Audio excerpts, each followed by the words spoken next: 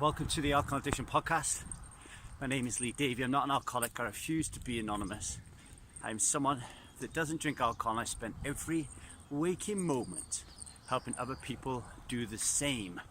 And yesterday, myself and the other strivers got together in an online meetup. We do it every fortnight. I think those that attend find it very valuable because they keep showing up every fortnight, and you need to be a part of the taster and the intensive to access the online meetup. We normally talk for about 60 to 90 minutes, and those who can't make it can usually watch a video rerun, but yesterday I forgot to press the record button, the donut that I am. And one of the things that came up yesterday was talking about the intensive and how we can improve that experience.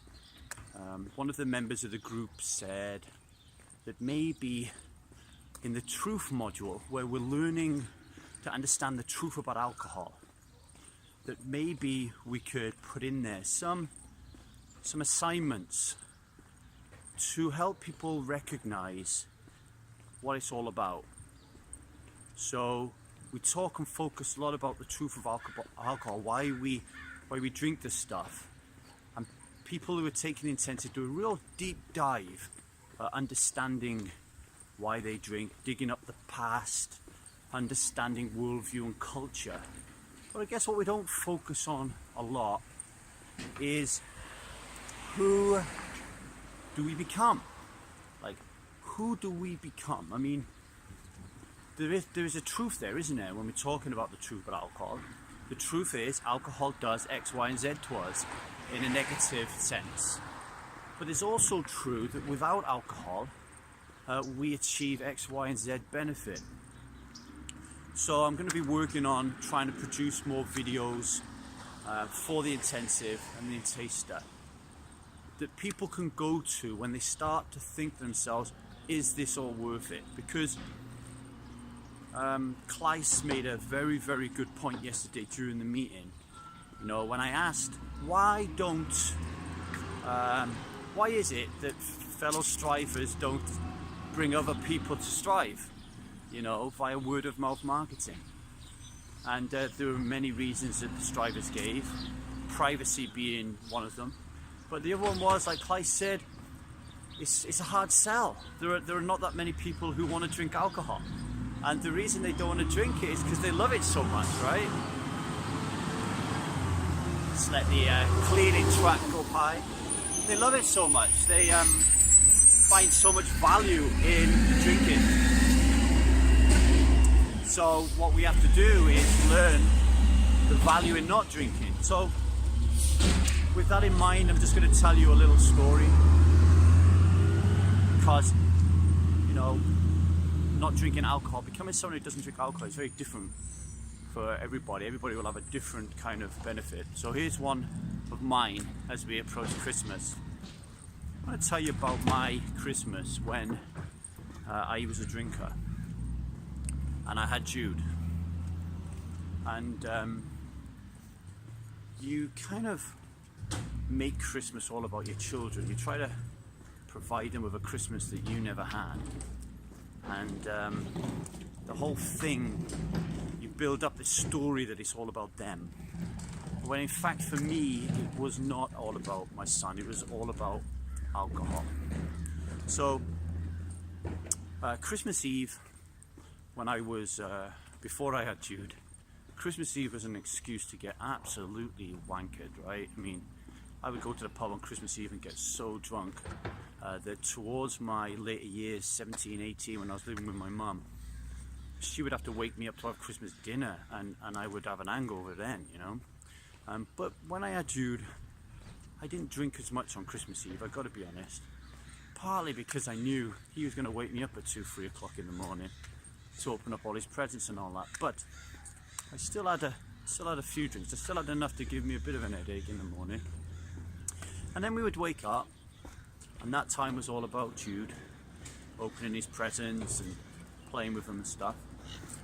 But then we would go around and see his nans, my mum and his mother's mum, and then come back to the house. And then around 11, 12, we would start drinking. I would go to the pub, be there with my dad, and you know, it wasn't just me and my dad in the pub. It was full, chock full, and it was chock full of men. And the reason it was full of men is because the women were all at home making the Christmas dinner. And I would be there with my dad, and all these other dads would be there with their sons, and there was something about that Christmas Day drink, which was different than every other day. You had to be back home by 3, so you only had 3 hours to drink. Boy, did you put it down, you know? And then you'd get home, so for those 3 hours, you're not with your child. He's there playing Christmas presents on his own. You then get home, you've had a good 6 pints, maybe more, and the effect, maybe because you haven't had anything to eat, you're really kind of like not with it when you get home. And then as soon as you walk through the door, someone gives you a drink. You then start having dinner, stick your party hat on, pull your crackers, sing some songs and have a laugh, play some games at this point. And then the alcohol starts to wear off a little bit after you stop drinking, after you've had your dinner, because I couldn't drink when I'd had my dinner. And then it'd wear off a bit, and I'd have an headache, and I'd get grumpy, and my boy'd want to play with me, and I'm just tired, I just want to sleep. And then it was always customary, because my cousin at the time, it was her birthday. It was always customary for us all then to go to the pub by 6 o'clock at night, and then stay there all night drinking again, because it was my friend's birthday. Yeah, we'd take the kids, and the kids would all be in the pub playing around and having a laugh, but I would be there getting blottoed. And then I'd come home, eat some turkey sandwiches, wake up in the morning on Boxing Day, and I'd be in a pub for 12. It was the annual Yard of Ale competition, where I would stand there with my top off on a chair, drinking Strongbow blackcurrant with a bucket in front of me, ready to puke it back up again. And every time I puked, I had to do it again. And then I would just get wasted all day, come home, not even remember playing with my son. And then the day after Boxing Day, I'd have a hangover for most of the day. And then you get into the 28th maybe, when I'm done with alcohol, and I'm ready to sit down and put some of my boys' toys together and play with him and stuff, right? And that isn't an exaggeration. That's every single year. Towards the end of my drinking, when I got to around 33, 34, 35, I would really strongly resist going to that function in the evening, because the cognitive dissonance by then had got into my head. So the Christmas night drink to celebrate my cousin's birthday, I used to really fight about going there. And in the end, I would turn up, I would have 1 or 2 pints, and then I would take Judom. It's really interesting. I wouldn't leave because of the love of my child and to spend Christmas with him. I was using him as an excuse to get away from the alcohol, if that makes sense. I often use kids as an excuse to get away from alcohol when the cognitive dissonance started to hit, but around the time I quit. Like if I was in a function like that, rather than hang around with the adults and drink, I would play with the kids. And it wasn't because I wanted to play with the kids or enjoyed playing with the kids, I just had to get away from the alcohol. So me and my boy would kind of like gang up together on his mum and his family, and we'd be like, come on, let's just get out of here, you know? So why am I telling you that? Well, this Christmas, my girl is 2, and the way that I behave this Christmas is not going to be any different than any other Christmas. I'm going to be completely with it all the way in the build-up. We posted a letter to Santa yesterday. We, doing our best to like take her out to see the lights and and you have better lights in America than the UK, by the way. And then we're going to share family time, Christmas with her family. Christmas Eve is going to be the time where we do like a Secret Santa, and we all kind of get together and have a Christmas dinner. And you'll be lucky in that Christmas dinner if anybody has a drink. Maybe they'll have one or two, maybe. But that is a limit. It is so indiscernible. As someone who drinks alcohol and despises it, I wouldn't even notice that anyone's having any. It's drunk in a completely different way. It's not drunk to feed an addiction. It's drunk because the people believe in that moment that it's providing them with some ancillary value, but their focus and their attention is on the children. And because they hardly drink anything, like one or two beers or whatever, the focus never comes off the children. It's all about the children first, and secondly it's all about connection with each other. So that's what I will be doing Christmas Eve, and then I'll wake up Christmas Day and I will spend all Christmas Day playing with my daughter, playing with her toys, enjoying Christmas, loving my wife, and just generally having fun, but putting the focus of attention on my daughter. And she's 2 now, and I hope to be putting focus of attention on my daughter and any other kids that I have in the meantime for the next 16 years. And if my son, who's going to be 18 in February, moved in with me, then finally, after 18 years, I'll be able to spend my focus on him. Now, I think that is a beautiful thing. And as we approach this festive period, I want you all to think, as people who drink alcohol, how much of your time this festive season is going to be blacked out. How much of it is going to be written off your calendar.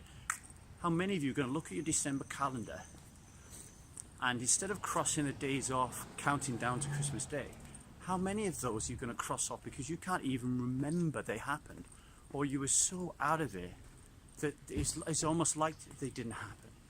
How many of you are going to, because of your hangovers, not be present for your children? How many of you are going to make it about you? And as someone who doesn't drink alcohol, I want you to know that one of the primary things that comes up as a way to fill the white space when you start to philosophize and understand what's important to you in life is to spend time with your children. Outside of work, all the time that I have is spent with my children. And whenever someone says to me, who's got children, whoa, I don't know what I'm going to do in my spare time. You won't have any spare time because you've got kids who want you to play with them, who need you to guide them, to mentor them, and I think once you stop drinking alcohol, you will want to do these things. It will not feel like a chore. You will really want to play with them. So that is one of the great things for me that has come out of becoming someone who doesn't drink alcohol, is that Christmas is no longer about me, it's no longer wasted, it's about my children. And I don't know about you, some of my fondest memories, when I close my eyes and just picture memories of joy, Christmas when I was a kid. And Christmas when I was a kid was all about the expectation and the hope that you was going to get what you wanted, the belief in something amazing like Santa Claus, the movies, the shows, playing the games. But I was never watching those things on your own. It was never playing your games on your own. Playing with your cowboys and Indians in your fort was always better when somebody else was playing the Indians and you was playing the cowboys, or vice versa. So that is one beautiful part of being someone that doesn't drink alcohol. I hope that this month you can manage to find the strength and the courage and the determination to not drink, and to use that time wisely with your children and those that you love. And if you're still struggling come January, then our new taster starts on January the 1st, where you'll be working with a private group on Strive, learning how it feels to be someone who doesn't drink alcohol for the month of January. And what better time to start than the time when you're likely to be creating your New Year's resolutions. So there you are, that's enough for me today. I'll be doing a few more of these just to share with you my personal experiences of how I feel and behaving much more positively after not drinking. And I hope that you find them useful. And if I don't speak to you again before Christmas, which I'm sure I will, have a happy Christmas. Take care. Bye.